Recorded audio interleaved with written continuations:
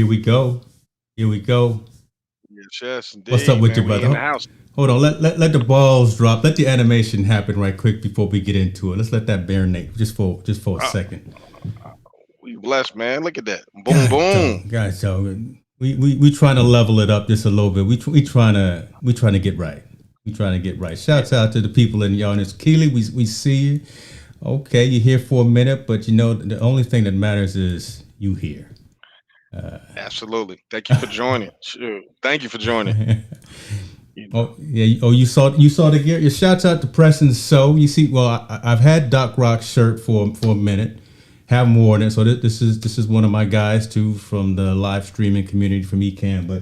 But some of my gear started showing up. Oh my goodness! You see me rocking the hat too. I gotta give him. I gotta give him love. Oh my goodness, Andrew, Sylvia and Andrew. So the guy we had on last week, right? Hmm. From Jacksonville Jaguars D line. He's co-owner of Preston. So they do some good work. Absolutely. Absolutely. Got to give him a Yeah, shout out, man. Thanks for joining last week. yeah. He's doing his thing. So, business owner, definitely, get your print and press. Make That's sure it, you look, man. look, look, That's hook them up and look them up. That's how I say. hook 'em. I might put that on the shirt. Hook 'em up and look 'em up. Brother, you good though? We got a lot of stories to go over this week. I'm not gonna say we're gonna take a lot of time lollygagging and messing around, but because we got some hard hitting stuff. I see you, sir. Look at senior, you're looking good now. We got your YouTube account straight, and it actually shows your face and your name. That's a good look right there, brother. Look at him. Yes, yes, yes. Mr. Man. That's the man behind the man right there. You That's it, right can't. there. I'm just standing next to him. Yeah, yeah, yeah, man. Mr. Hicks start the whole thing, man. So shout out to Mr. Hicks, big Yes, time. sir. So let's go and get into it, man. Let's get focused, right? We got a handful of stories, and again, some of them are in line with what we are all about, socially impacting. So again, not just the scores, not just the stats, but we got some things that are hard hitting that may be a little controversial today, that may Hmm. be a little emotional as well. So we may get loud. And we may get excited, but I hope folks can definitely contribute to the discussion because again we need to have some of these discussions. But before we do that, we'll start on a light note. We'll start her on a lighter note. Hmm. Your boy Alex Rodriguez. Um, First and foremost, it's been a rough week for him. Hmm.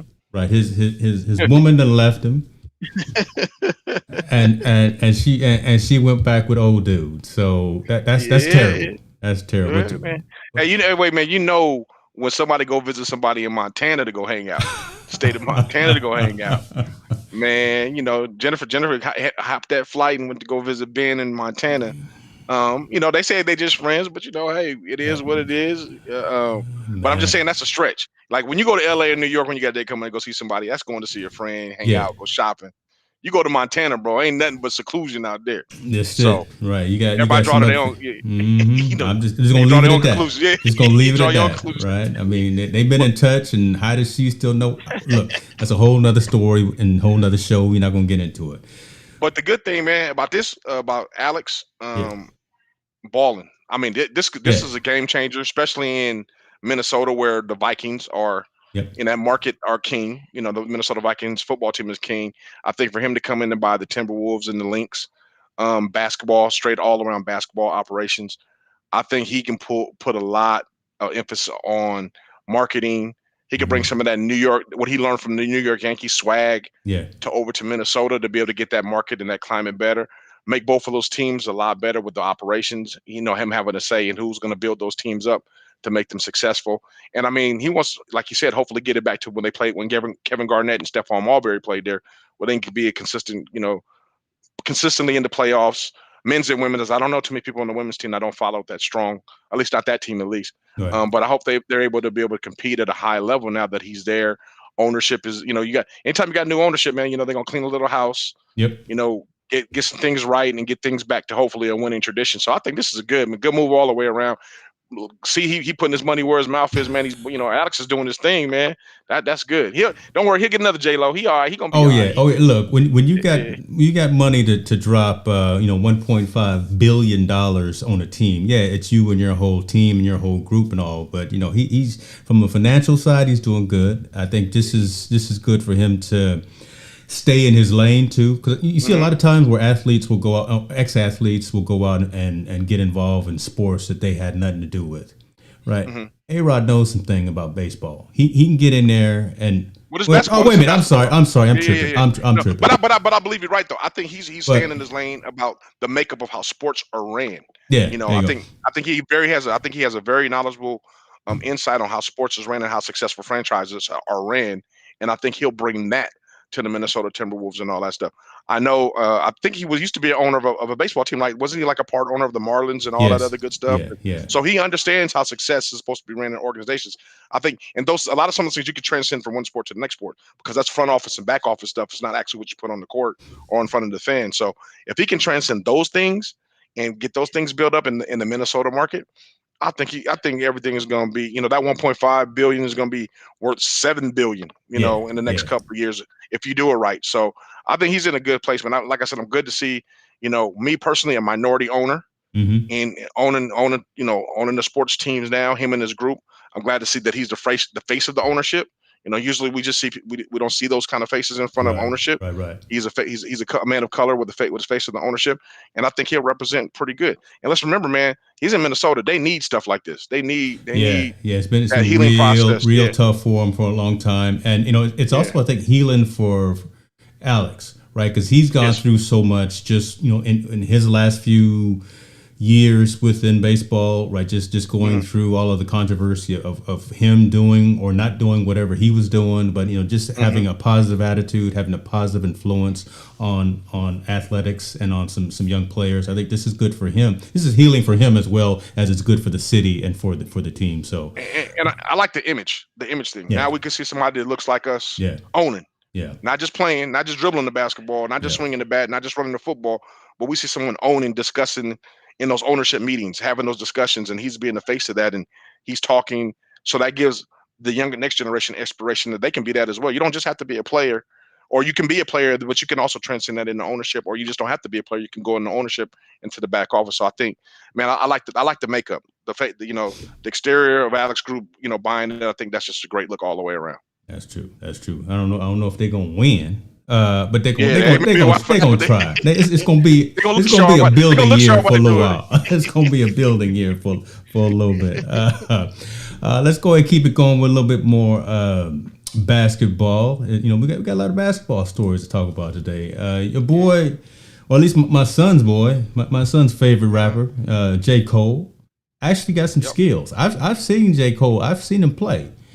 But Yeah. and I was gonna say this young brother, but J. Cole is 36. I didn't realize he was Yeah. 36 years old, man. So he's Yeah. actually signing to play for the Rwandan club in the basketball Africa League. Uh-huh. Yeah, I th- I think it's great, man. I think I mean, obviously he's using the star power, right? yeah, The star power to get himself looked at and reviewed, an opportunity to go play. I like it the fact that money's not an issue and he just wants to go play some yeah, competitive ball somewhere yeah. in a professional league. So again, the facial part of the exterior part is great all the way around, man. He's using this platform where he's a musical artist, but he does have skills on the basketball court. He's like, I'm gonna go ahead and try my skills out on the professional level. He chose Africa. I'm not quite sure he chose that one, but I'm glad he chose to go over there. He's gonna go ahead and play over there, get down, showcase his skills. I don't think it's gonna lead to an NBA contract or anything like that. I think No, no, people will no. be outlandish if they think that's gonna happen. But I do believe, man, like I said, be competitive. Why not? Why not be able to explore those different things, go around the world and do something that he loves besides music? He's Yeah. at a position probably where money's not an issue, like I said. He is an entertainer. He's a talented basketball player. I've seen him play in a few summer leagues and pickup Mhm. games.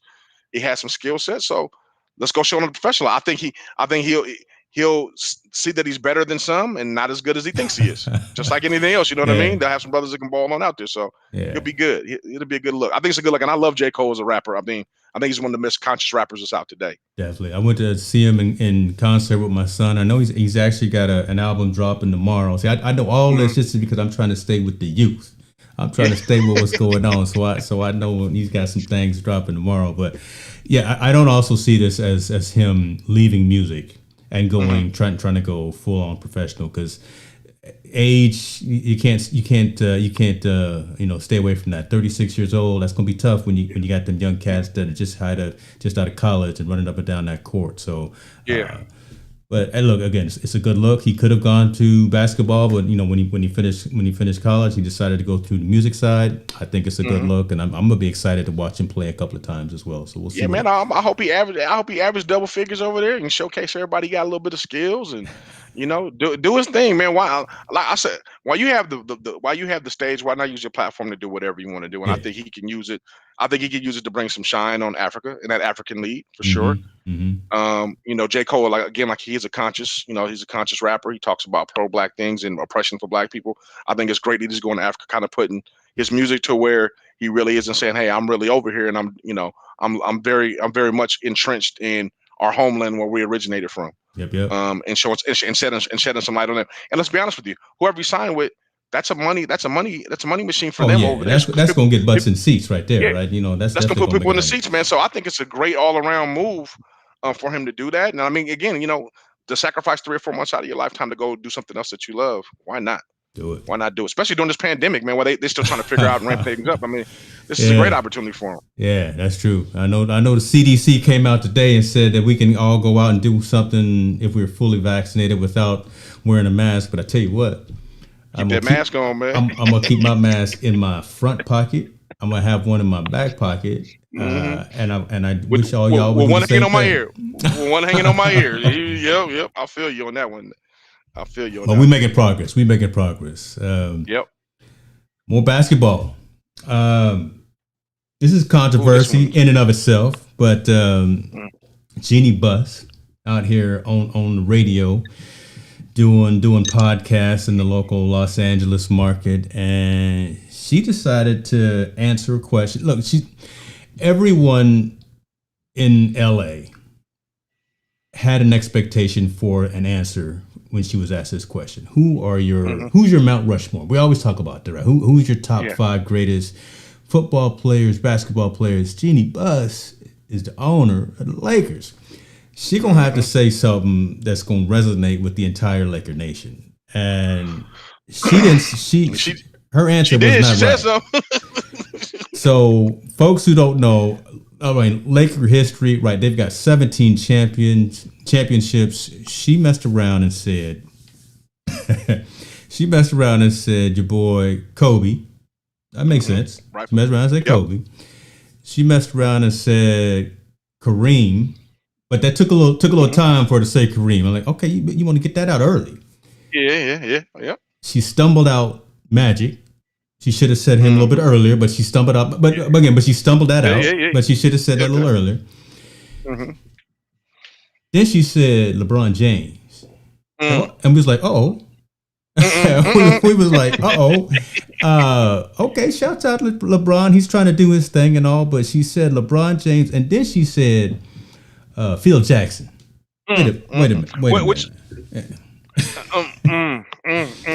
I got a whole list of other folks that probably should have been on that list as well. I'm gonna say maybe Shaq. But look, I'm just saying. Needless to say, she broke out and then mentioned 5 people out of the entire legacy of the Los Angeles Lakers as her top 5 greatest players, and she's the owner. And needless to say, she's catching a little heat for not mentioning a handful of folks, and especially one person. Who's that one person that she didn't mention? Jerry West. The logo. Jerry West is the logo. Jerry West was the person that brought Phil Jackson and those guys to the Lakers. He brought Kobe to the Lakers. Right. Let's start all over. So she mentioned that. No disrespect to LeBron, but LeBron is not one of the most influential or greatest Lakers. Period. He's not there. He brought a championship in a condensed season. Okay, whoop-de-woo. So far, only one championship to the organization. Yes, only one championship. And this year, they're not looking too good this year as of right now. So until he's not even playing. He's not even playing right now. Well, see, I told y'all we was going to get loud, excited. Let me make sure my levels are too high. That person. I mean, you forgot about Wilt. I'm over here yelling. My Well, I levels are mean, you know, high. you forgot about Wilt Chamberlain, who was a Laker. Yeah. You forgot about Shaquille O'Neal, who was a Laker. Yeah. You forgot about the great Pat Riley, who helped lead Yes. Showtime all those ways. Yes, sir. You're going to, like you said, you don't mention Jerry West, Elgin Baylor. I mean, Elgin there's so Baylor. many greats. Come on. You know, James Worthy was influential, and those things. I mean, I would even mention AC Green because of the community work when he was there. And he stayed with the Lakers all of his career. Wow. AC. Those guys Okay. like that are great Lakers, and they're Laker iconics in that community. LeBron is just. I get where she says LeBron because LeBron is kind of where she's at, and that's her staple mate right now. But when you get a question like that, in my opinion, your owner, you just say there's too many for me to name. I'm not naming them because I'm not shunning no one out.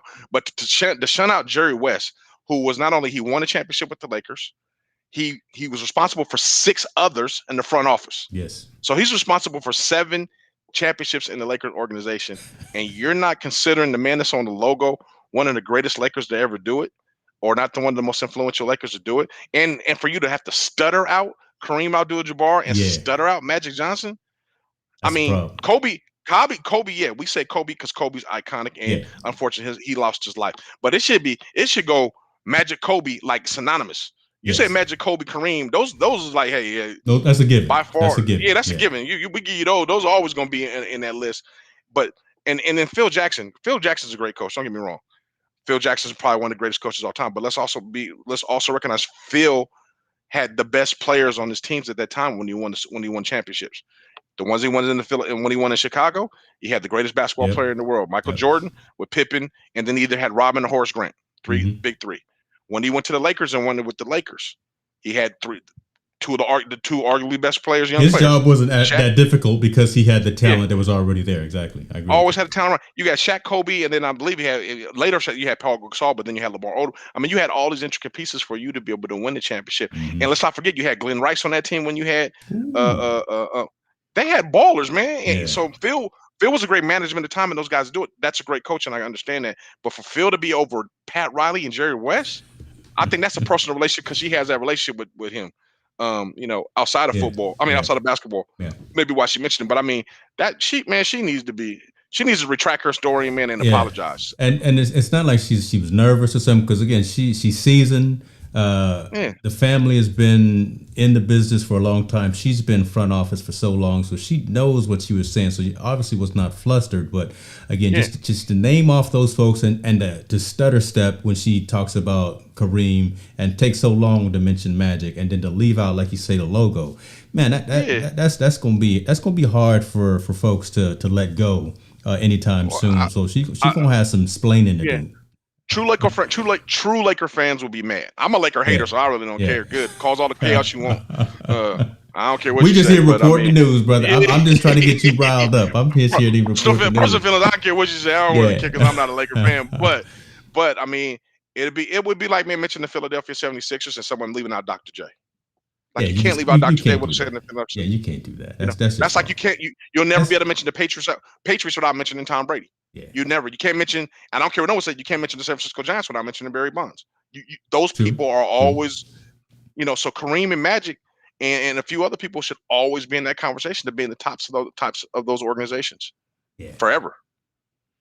Didn't happen. We'll find out. The story was just reported a couple of days ago. I hope it causes chaos. I hope it just implodes in all of them, and they just can't get right. They just can't get right. Come on, Kings. Go ahead. And take this advantage. Take this advantage and do what you need. Or at least let the Warriors. Let the Warriors is in it, so let the Warriors take advantage of it. Steph Curry trying to do some things, right? He really trying to do some things this season. So we love that. Love to see that little dude. And I saw a story not too long ago. As soon as he stepped across half court, everybody he's triple team, quadruple teamed, and everything. So that's good stuff. Yeah, I love it. All right, let's step out to another kind of a feel good story. We're gonna step into something that I don't know about. I don't know if Miss Keeley is still here, but it's kind of in her realm, kind of. Hockey. Yes. Shouts out to the Tampa Bay Lightning.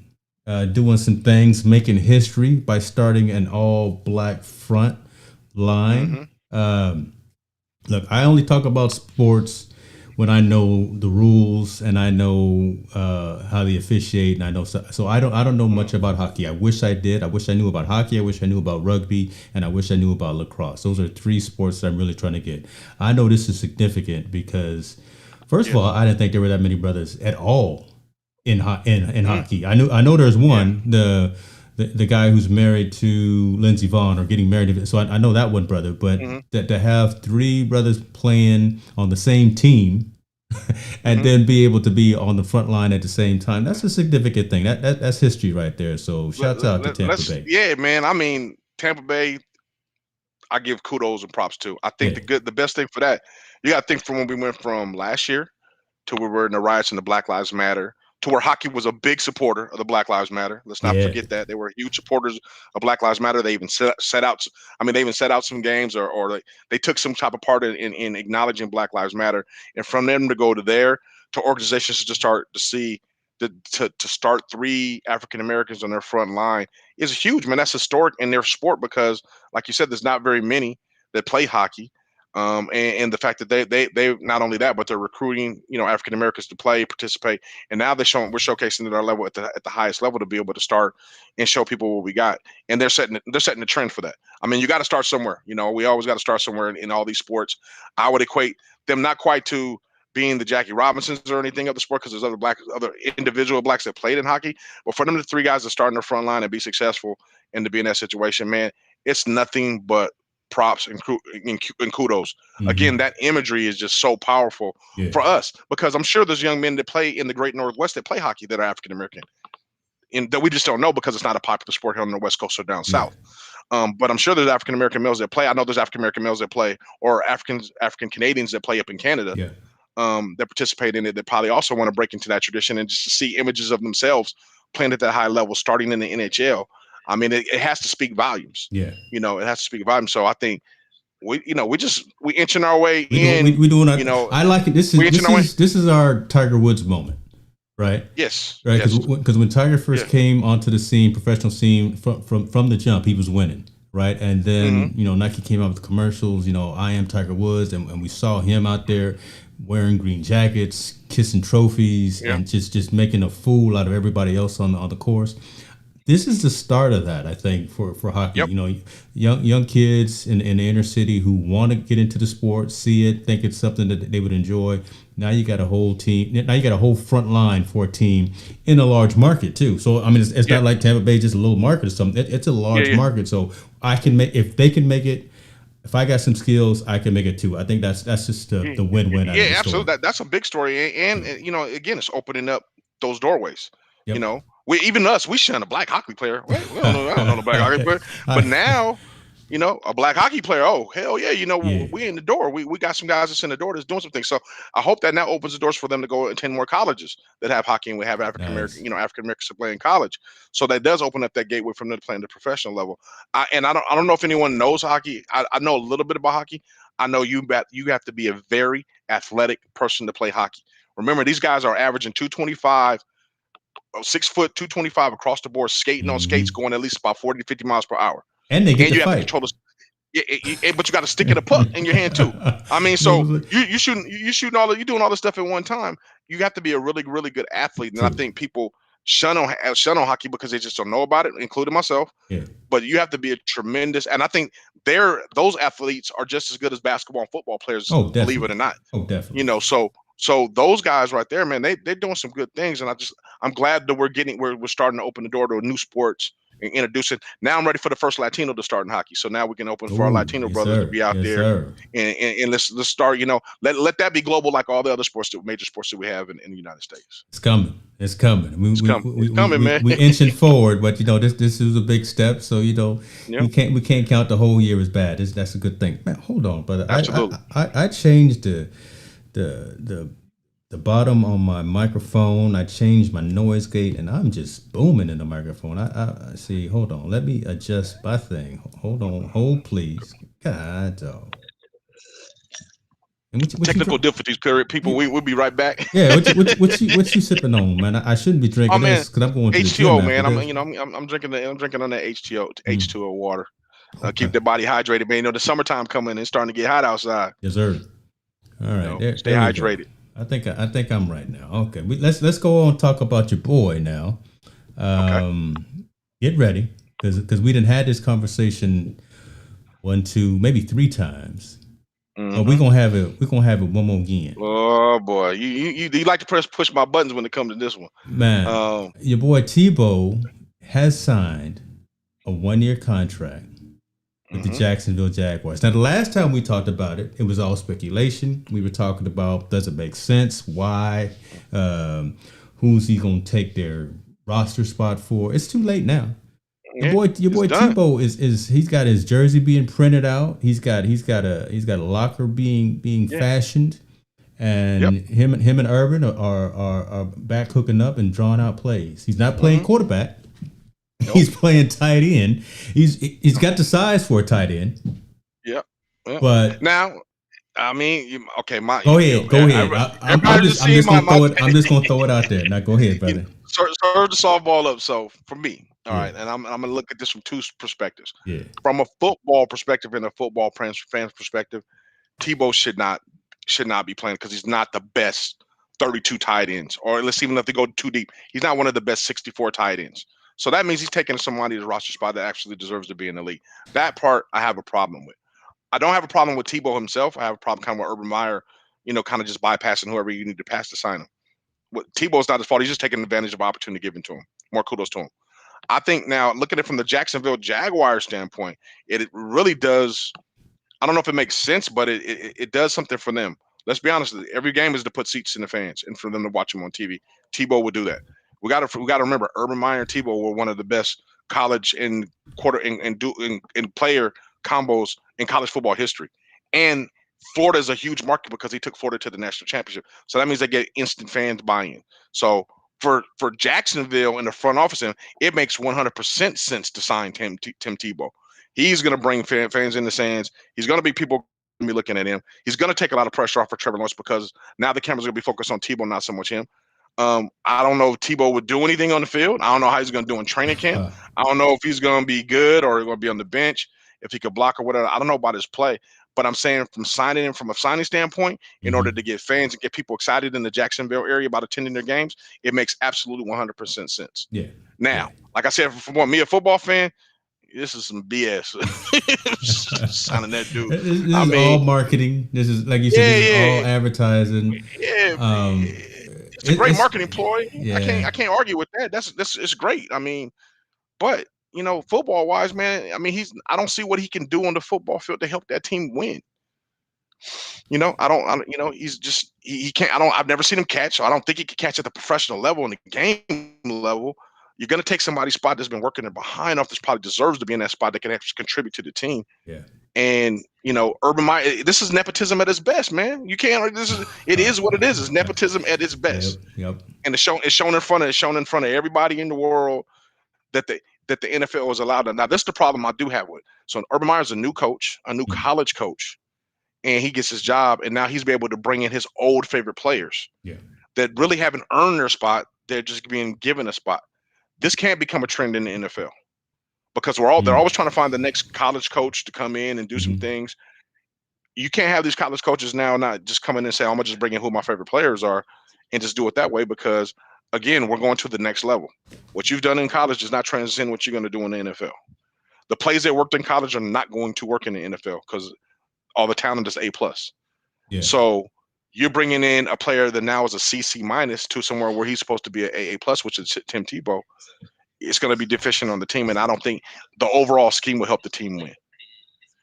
I'll be the first one to do it. I hope Tim Tebow proves me wrong. I hope he goes out there and he balls out. I hope he says, you know what, I'm taking all that criticism and I'm going to be one of the best tight ends in the league. Doubt it, but hey, if he proves me wrong, good for him. I just don't see it. I don't know. I'm gonna pull up too. I know the schedules just came out, and I'm curious to see who Jacksonville plays first. It don't matter. You act like it's gonna be different. I'm just man. What's gonna be different? Hold on, man. If he gets out there and runs a route and he don't sit where he's supposed to sit in his zone, or if he keeps running through there, it's gonna be Ronaldo Nehemiah all over again. They gonna pull him off right quick. Hold on, let's take a look. He gonna get mollywop, man. You got to remember, he's been a quarterback. Tim Tebow ain't been hit like that in the last 6 years. And the crazy part about it, I think he has a target on his back. Yeah. I truly believe he has a target on his back from other teams. So they play the Browns week 1, which is arguably one of the best defenses. So that's preseason still. So they play that. Then they go to New Orleans. Yeah. Then they play New Orleans, and then after that Yeah. they go to the Cowboys. So that's all preseason. But again, I think we'll find out for sure. You know he's going to be out there, right? It's just it is what it is because it's a draw for the marketing. It's a draw for the TV ratings. Only so the New Orleans game is going to be on ESPN. That's the only one that's globally. But the other ones will be locally televised, and they'll be able to sell out and make some money off of that local. Now, like I said, marketing wise, I think it's a great sign. I mean, it makes sense. It wouldn't make any sense not to sign him if you want to draw fans and bring people there. Yeah. But from helping your team win and getting the best possible player to play that position, I think it was an epic fail. Yeah. We'll see. Brother Nixon, I see you in the building. Let us know how your boy Tebow does lining up in the wishbone or lining up in the because he's definitely not gonna line up in the Wildcat because he not quick enough. Tebow not quick. He couldn't chase the balls down what he was doing baseball, so he definitely can't. He definitely can't compete with a Lamar Jackson. He can't line up in the Wildcat. Tim Tebow been in too many Bojangles restaurants for a while, so he getting that chicken and biscuit too much in the morning. So he gonna have. I mean, like I said, man, I heard his work ethic is impeccable. True. I heard he's competitive as hell. All those things are great, but again, you're not one of the best 64 tight ends in the nation. And we know the NFL is supposed to be the best. 64 is supposed to be there. He's not one of those guys. So, again, how do you help your team win if you're not the best? It's your job. We'll find out. It could be a failed experiment, but we'll see. And again, we're talking about it because it's news and it's I don't know. We told y'all. I told y'all. We told y'all this a long time ago. Man, we seem to be talking about football and Tebow. And then we seem to keep talking about boxing in certain instances and certain cases. Yes. This is a two-headed story. The first part of the story is a real story. Yes. It's a real boxing story. Yeah. Canelo Alvarez. That boy knows how to fight, don't he? That boy knows how to fight, don't he? I know Spencer Crawford is a beast. People that follow boxers, he's a beast at the lighter level. But Canelo Alvarez right now is probably the best pound-for-pound boxer. And the part that Canelo Alvarez is facing right now in boxing is he's being Andre Ward. He's being Roy Jones in his prime. There's no one for him to fight no more. I hate to say it, but there's no one for him to fight in his weight class anymore from middleweight all the way to light heavyweight. There's no one for him to fight that's going to be, a money-making fighter or any fight that we want to see that he won't completely dominate. So boxing, has kind of transcended in that spot where, those heavier divisions aren't really popular anymore, and there's not really a lot of competition in there. So I would hope Canelo Alvarez gets his career lasts a little bit longer. I know he's made a lot of money, so I don't think money is more of an issue. I think it's more about his legacy and securing it. But I think he's already done that. He's going to be one of those guys like Andre Ward, one of the greatest, light heavyweights, but there was no one for him to fight. I mean, he beat everybody in front of him. Canelo's beat everybody in front of him except for when he was 23 years old, and he lost to probably Floyd when he was pretty much, maybe at the tail end of his prime, but he was still in his prime. But I mean, otherwise, Canelo has dominated the division. I mean, dominated the division. He's beaten everybody handily from that point on. So there's no one for him to fight, man. I hate to say it, there's just nobody for him to knuckle up with. Does he bring validation back to the sport? Because we got a lot of other distractions happening, and we'll talk about that here in a second as well. But does Canelo, irregardless of weight class, right? Does this bring kind of validation back to the good old school? I think it would. I think it would if he had people to fight. I mean, when you fight once a year. Yeah. And then now the competition you fight is so I don't want to say watered down because they're professional athletes, but when he's so dominant over the competition that's in front of him, and where he can't even go up or go down one weight, and he still dominates regardless whichever one. I mean, he's in that Andre Ward situation where Andre Ward was the best pound for pound fighter. There was no one for him to fight. They were trying to push Andre Ward to go fight guys that were 250 pounds, and Andre Ward's only 210. He's like, man, hold on. I'm trying to dominate. He just dominated control. I mean, Bernard Hopkins ran through the same thing. When Roy Jones Jr. retired, there was no one else to fight in his division, and Bernard just dominated the whole division. No, you're right. Yep. So those divisions right there, that, like I said, that heavyweight, that middle to upper division is very hard for them to find quality fighters. I don't know where that puts Canelo in a legacy form or bringing boxing back, because I think it's going to be hard for him because there's no one. I think the guys that can bring boxing back are the lighter weights, like the Spencer Crawfords, the Tillmans, those guys down in that lighter division. That's reminiscent of that division that used to be back in the day with the Hector Camachos, Boom Boom Mancinis, Alexis Arguellos, Aaron Pryor. They got a lot of talent down there, and I think boxing needs to start showcasing that talent so people can get a nice visual and kind of become fans, more fans of it again, instead of them getting their butt kicked by MMA every week now, and I think that's the difference. I mean, I was going to bring this up to you too. Do you remember when boxing, when it was at our forefront when we were young, we saw boxing every week on TV? True. Remember Wild World of Sports? There was always a fight. It wasn't pay-per-view. Even when HBO first started doing boxing, it was always kind of a bigger fight that they had that we were able to watch. Something that we can grab onto. Now boxers don't fight for a year and a half, 2 years. Yeah. Or that one fight is just that one fight, and that has to last us all the way till there's a next member. Not even the same guy fighting, just somebody else. It takes them a whole year just to kind of get it, which is, I think, killed the sport. I think it's just killed the sport. I mean, I remember vividly. I know the first pay-per-view fight I ever saw was Tommy Hearns and Sugar Ray. That was the first pay-per-view fight. Okay. But I mean, beforehand that, I remember watching the Marvin Hagler Tommy Hearns fight on ABC Sports on regular TV. The greatest 3 rounds of ever boxing. With you know what I mean? With Wholesale out there calling it. Yeah. I mean, and they were just fighting back and forth. I remember seeing Mike Tyson's first 6 or 7 fights on ABC TV. He was fighting every 2 weeks. It was like, who's this crazy guy fighting every 2 weeks? He would fight every 2 weeks. Yeah. So I think boxing as a whole, and I don't mean to go on the speed, but boxing as a whole, man, it's killing itself just by the way they don't promote their fights, and they give us a bunch of nobodies on these networks like ESPN fights and all those free ones, and then they expect us to pay $60-$70 a fight for somebody we really never ever heard of, or these one mega fights like Canelo beat this guy up for 8 rounds. And he just sat down. Yeah, your boy just sat down. He said, "I'm not going back out there." Well, my boy, what's his name? Billy Saunders. He said, "Look, I'm done after 8 rounds. I'm not going back out there." I'm done. So you bring up something interesting, and I want to say it before I forget. So back in the day, it wasn't just the fighters; it was a whole different culture as well. So when you had the Don Kings out there. Right. I mean, he was just a character in and of itself, out there promoting, walking through the ring, talking smack himself. So he wasn't even out there throwing blows. But we don't have anybody really like that right now. That's helping promote the sport, promote the action outside of the ring. And again, now it's turned into, I don't want to say a farce or just a sideshow, because we'll get into that in a second. But I don't know. You're absolutely right. I think. Boxing, again, I think it's killed itself. I think what's the guy that runs MMA? What's his name? Dana White.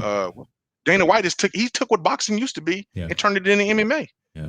I mean, he's got guys fighting every week. Yep. He's got a championship fight every week in MMA going on, regardless of what weight classes of championship fight, and whether it's men or women. There's a championship fight just about every week in MMA. And if it's not a championship fight, it's a fight that everybody wants to see. Yeah. In MMA that's going on. He has something consistently going on in MMA that keeps drawing fans. I mean, now they got, they're on Fox. All the prelim fights are free before they get to the pay-per-view fight. I mean, he's done the same thing what boxing was used to do for MMA, and now look how much success he's had, and look how far boxing has just dropped off. That's true. So that brother, I mean, he's taking it another level.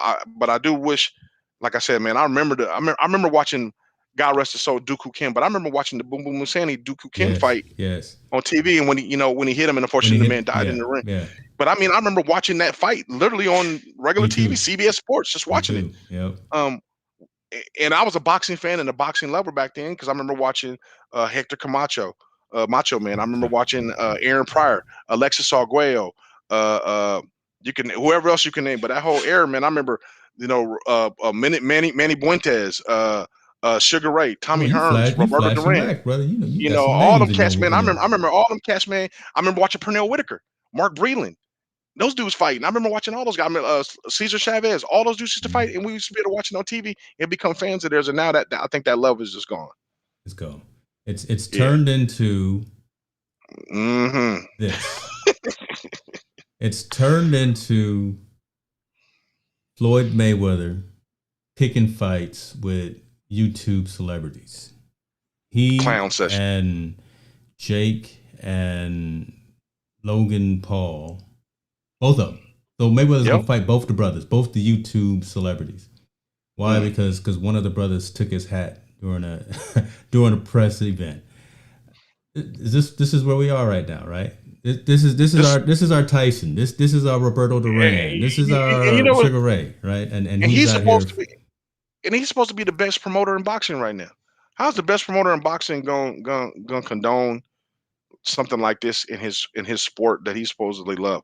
I'm not mad about anybody not getting their hustle on. You know that you do what you got to do to make money. Yeah. But Floyd is doing nothing but tarnishing his legacy. Nah, man, it's no. You know, I believe it's just tarnishing his legacy. I mean, you obviously don't need the money. Nice to probably get it because you can box these clowns and win with your eyes closed. But you don't need the money. So why would you put yourself out there? All money ain't. I remember saying, my mom used to always say, all money ain't good money. You know, everything out there, you ain't good money. So I think for him and his legacy and what he's been able to build and be able to, you know, build his wealth and build his credibility, he's throwing it all away and fighting, doing these little clown sessions that he's doing with these YouTubers. I don't get it. And the key word is credibility. It's credibility. Yeah. I think he's losing a lot of credibility. I have no desire to pay even $5 for this.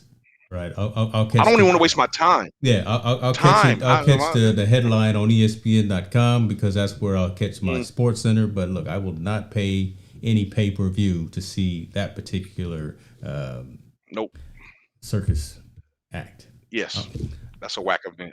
But that is a whack event. Oh, that's a whack event. Yeah. All right, brother. We got some other things going on. And that was so that was probably the last of the lighthearted stories that we have out there. Yeah. So folks, chime in if you got questions. Chime in if you want to engage and interact with some things. We about to get into it here now with a couple of other stories that have really kind of shaken us and kind of rocked a little bit. And we need to talk about them. These are those awkward conversations. So. Felix Verdejo. I'm sure. Hopefully, I'm saying his name correct. But this young man, this troubled young man out of Puerto Rico, Puerto Rican boxer, actually, I don't even like using the word alleged because it happened, and 99.9% of the chance he did it. 27-year-old guy here. He was having an affair with another woman. He's already married, but he was having an affair. Got the woman pregnant. Found out the woman was pregnant and wasn't having it. So he went to the woman's house, hit her like a man in her face, and just injected her with some substance. I don't think we even know what it was, but he had a syringe and he injected her with some substance, tied her up, put a brick or something attached to her, threw her off the bridge, shot her, or at least shot at her multiple times as she was in the water. After he threw her off the bridge, he's shooting at her. Killed her, obviously, and killed the unborn child. This man is not going to be let out of jail ever.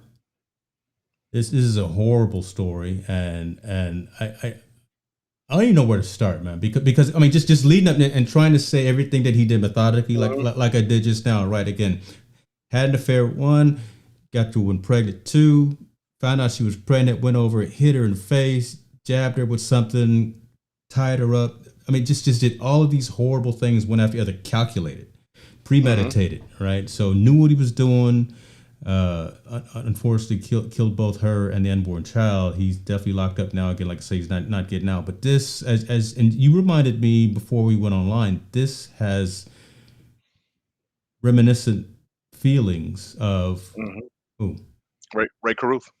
Ray Caruth. You know, Ray, the former NFL player. Yeah. To play for the Panthers. You know, Ray Caruth, who killed his or didn't kill his. Well, he killed his girlfriend, and he his son came out mentally retarded because of the gunshot wounds. from what happened. So this crime really resonated there, and it resonates kind of with both of us because we're from Sacramento. Ray Yeah. Caruth is from Sacramento, Yeah. so we were really heavily following this sort of story. But this crime that this man has committed is not the same, not exactly the same, but very like you said, reminiscent of that.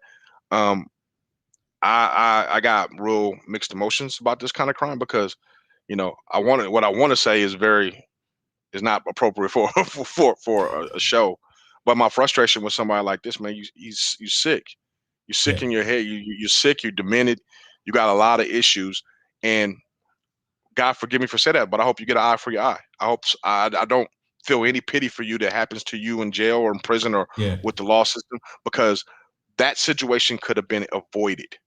You're mad because you got caught cheating and she's got pregnant. You did adult things, and adult responsibilities come with those Mhm. things when you do them, unfortunately. Handle it like an adult. Yeah. Okay, you don't want to be in the baby's life, you don't want to be in the girl's life. Fine, pay your child support and move on. You don't Yeah. have to murder that young lady.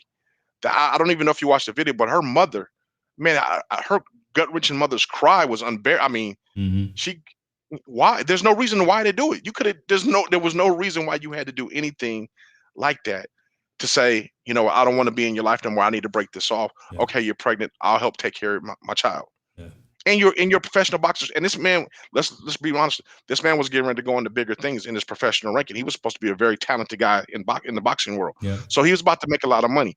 Um, what drove him to do what he did is to me, in my eyes, and I hope God forgives me for saying this, is unforgivable. I know Yeah. you're supposed to forgive everybody. Crimes like this are unforgivable in my eyes. I agree. I Um, agree. I don't I feel very pity. Go ahead. No, I mean, the governor of Puerto Rico said, you know what, we know that this is raw, and we know this is cutting everybody as well. So declared a state of emergency because Hmm. he knew folks were going to act up. Because again, this just touches them, and they're Yeah, there. But in the same way it touches us, and we're a third person removed. So yeah. no explanation. I don't know if we ever will get an explanation. Who knows what the justice system will allow him to say, and how his lawyers will kind of his lawyers will try to protect him, right, from having any voice. So Hmm. will we ever get to kind of the bottom and the reasoning as to why he did such horrible things? I don't know. You, But the other thing when I think about that whole thing, that he didn't only murder somebody, murder an unborn child, but can you imagine the effect that he has on his family now? yeah, Because now his family is yeah, marked. yeah, His wife is marked. yeah. I don't know if he has children with his wife, but now they're marked. You know what I'm saying? His actions of anger and frustration or whatever has now not only affected the person that himself and the people that lives he took. He's Hmm. marked his family Exactly. And because so as we yeah, know, so he yeah, was married. yeah, So I'll interject. He was married for 8 years, and mhm, they have a child, Miranda. yeah. So he has a daughter. So now they're both marked. Yeah, So and I can only speak to, I know, with the Ray Caruth situation. I remember his mother going through hell yeah, when that yeah, situation happened. yeah. She can't control the actions of her son, and I understand that. And naturally, you want to defend your child. It's a natural reaction. But I remember her going through hell in the media. I remember her going through hell being scrutinized. Hmm. I can still imagine her going through hell. When people see her, they probably they still mumble under their breath Yeah. about her son's actions.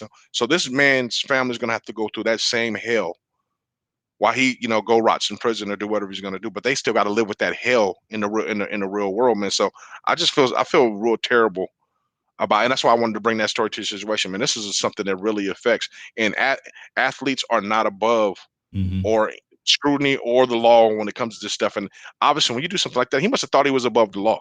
He must have thought that he can, there was an obvious way he's going to get away with it because of who he is and his stature.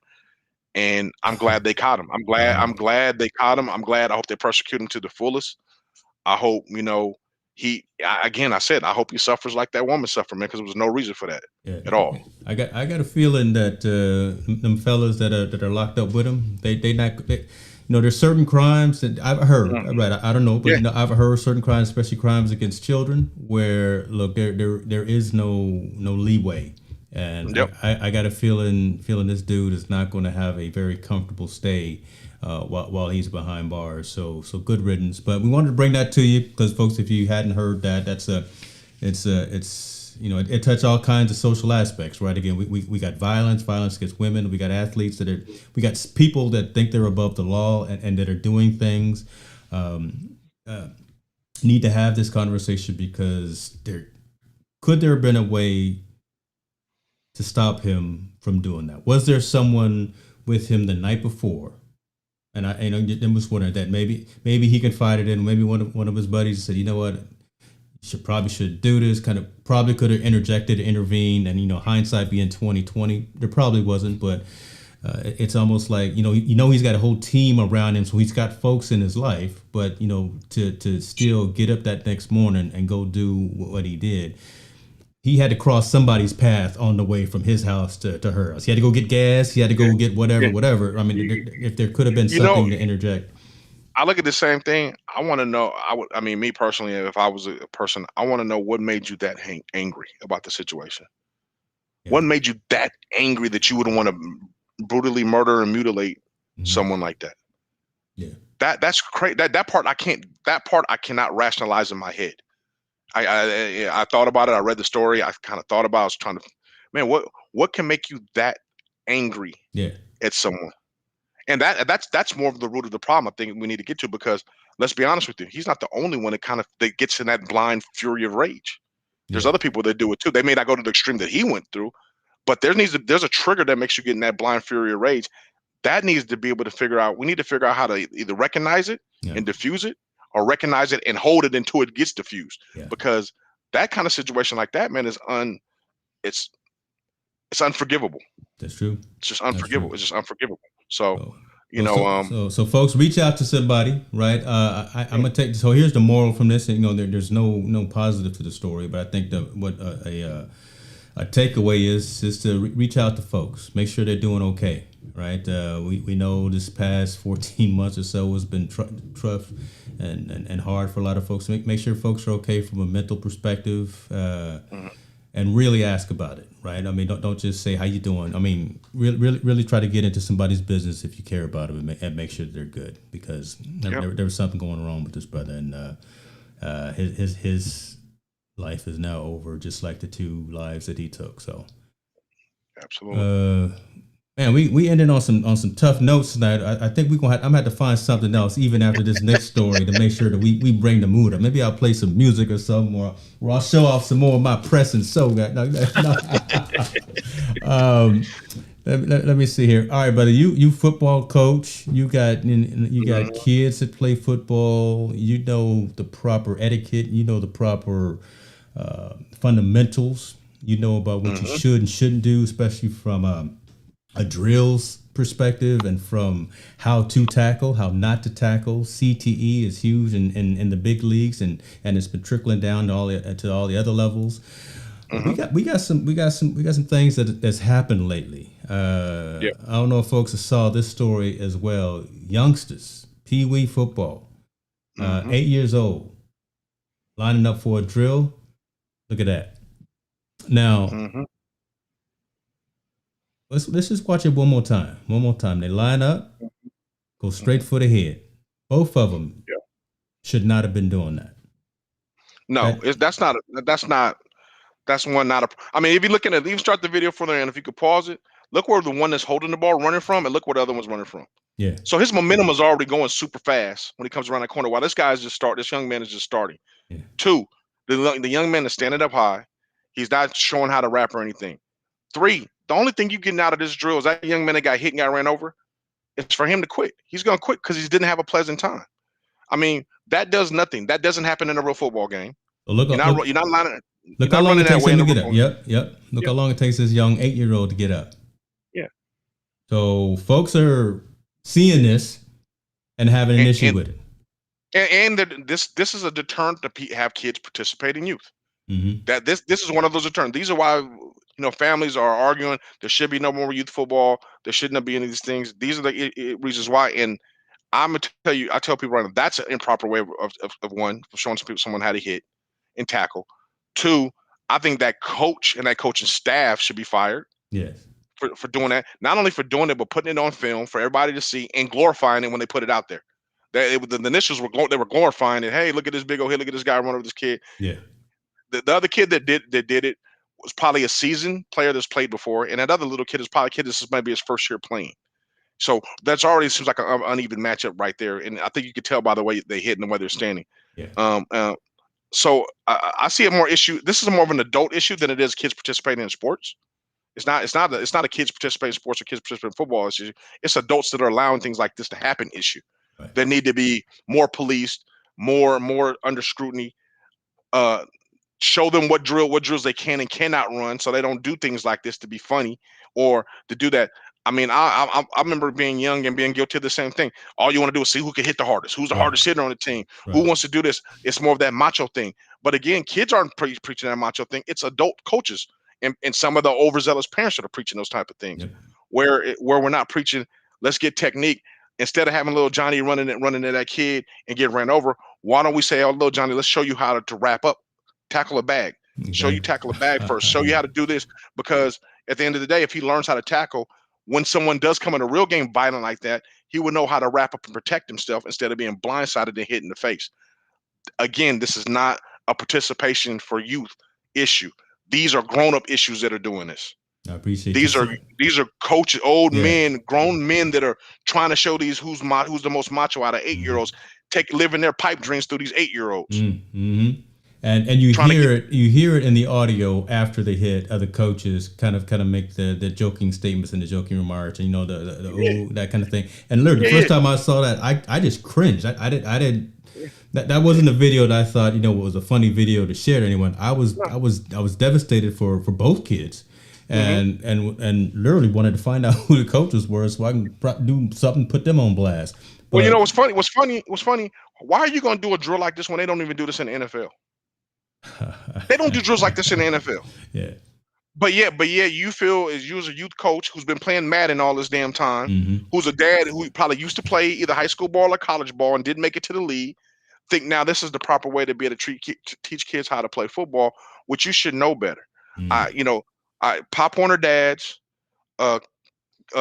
couch, those couch potato dads, and dads that used to play, they want to live their dreams through these young guys. Now, if this was if this was a high school or something like that, I wouldn't be as bad, because I'm like, oh man, they got to really teach him and show him what's going on. He's at an age now he's going to have to be able to protect himself when he goes. But these are babies. Yes. These are little itty bitty kids, man. This is unnecessary. Yeah. Very, very, very unnecessary. So yeah, I hope they really, it's funny that the NFL is not getting involved because they know it affects their bottom line.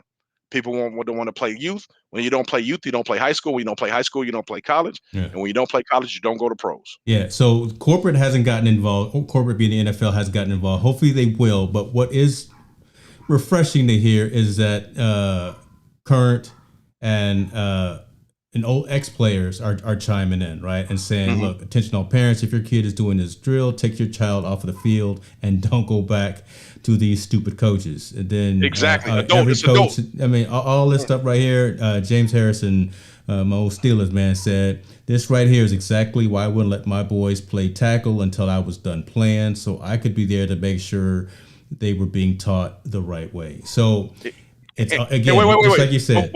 Before you interject, you're coming from James Harris, who's probably one of the most physical. Yeah, James Harris will knock you down. That's true. So coming from one of the most physical players to ever play in the NFL and one of the strongest players to ever play in the NFL, he's telling you these dudes is idiots. Yeah. So absolutely, man. I mean, again, I hope it's, like I said, I hope it's not a participation thing. I want to encourage every kid, especially every young man, young little lady, if she's really into it, but definitely young men to play little league football, because I think it gives you a certain kind of toughness, let you build a lot of different traits of communication, teamwork, success, learn how to deal with failure, learn how to deal with success, all those good things. Yeah. It comes at a young age, and you can learn how to deal with it in football and working in a team environment, which we do in the corporate world, or you do in your real job. Yeah. I think they have a lot of great traits and aspects in little league football, but to brutalize a kid like that, or to bully, to me, that's a kind of a form of bullying and putting them up against another kid that's more seasoned than him and have him run him over like that. Yeah. I mean, that's just not great technique. So please don't let one incident like that discourage kids from having a kid sign up for Little League.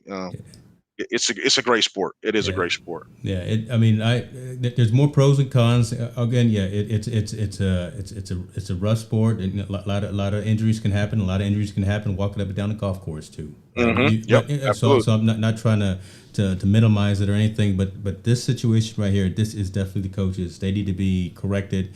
They need to be relieved of duty. For sure, I would not want my kids. I wouldn't want your kids. I wouldn't want my worst enemy's kids on that team as well, being taught by these individuals. Because you can only imagine if they're teaching them this as a drill against their own team. Imagine the atmosphere and the mood when they're actually out there in the game, and maybe the team is behind. Right? Or not even that. You're ahead when they play against less competition. Yeah. They're going to be taught to brutalize less competition. Yeah. You know, instead of just being executing your X's and O's and doing what you're supposed to do. Instead of teaching sportsmanship. Teach a little bit of sportsmanship and execute your job. Just because you're able to brutalize and dominate somebody all the time doesn't mean you always have to do it. Not when they're young like that. You know, when you get older and it starts to become your job and starts to become your livelihood, that's completely different because you signed up for it and you're getting paid to do it. But when you're young like that and you're trying to be very influential on these kids, there's no need to be that way. You don't have to teach kids to dominate like that. Just do your job, be successful at your job, and keep it moving. You don't have to knock the kid down, jump on them, step on them, and push them all around and belittle them. It's not that kind of game, and the game is more about sportsmanship, execution, and being successful in that, and getting everyone up to that level. That's the beauty part. You want to get everyone to that level, not knock someone down. Now, let's be honest with you. There's some kids that are tougher than others. Yeah. It is part of the nature of the sport. But the kids that are you don't match them up with the toughest kid, with the weakest kid, to try to make this other kid tougher. That doesn't work. Doesn't work. You're not supposed to do that. Make that kid gradually go along so he can have a lot of confidence to take on a tougher guy. Yeah. But that's not going to make him tougher getting around. That's going to make him quit. Right. So, I would over here dropping bombs on y'all, boy. Montel Allen's dropping bombs on y'all. Somebody. Man. So we good, man. I mean, like I said, I hate that to be there like that, but I mean, I hope those coaches get reprimanded and everything will go back to normal. I hope, hopefully. Yeah. Again, but the advent of social media, where we have the camera, so it's been happening forever, right? But again, now that we see it, now's the discussion. So now we got to have a discussion and try to get some change about it, because again, just like a lot of other things, we knew it was happening before it was filmed, and it was either not looked at, not discussed, not talked about, whatever. But now we see this type of thing as well, like some of the other social issues. So there'll be a change in that league. We'll keep following that as well. Absolutely. Man, you got something nice to say, or you got a positive. I brought the animated balls on, so we could at least walk out with it. I truly think that's a perfect way to end, because I think that was a teachable moment. Yeah, we all learn from it. Yeah. And we're gonna hit y'all with the positive stuff, more positive stuff next week. But I do believe that's a great way to end the show, man. I mean, that gives people food for thought. How would you approach that situation if that was your child? That's what I want to leave with everybody that's watching. How would you approach that situation if that was your child? On both sides. If your child was the one that hit somebody, and if your child was the one that got hit, how would you feel about that situation on both sides? Right. That's what we need to leave the show at. That's where I want to leave it at. That's the salute right there. We should go for it.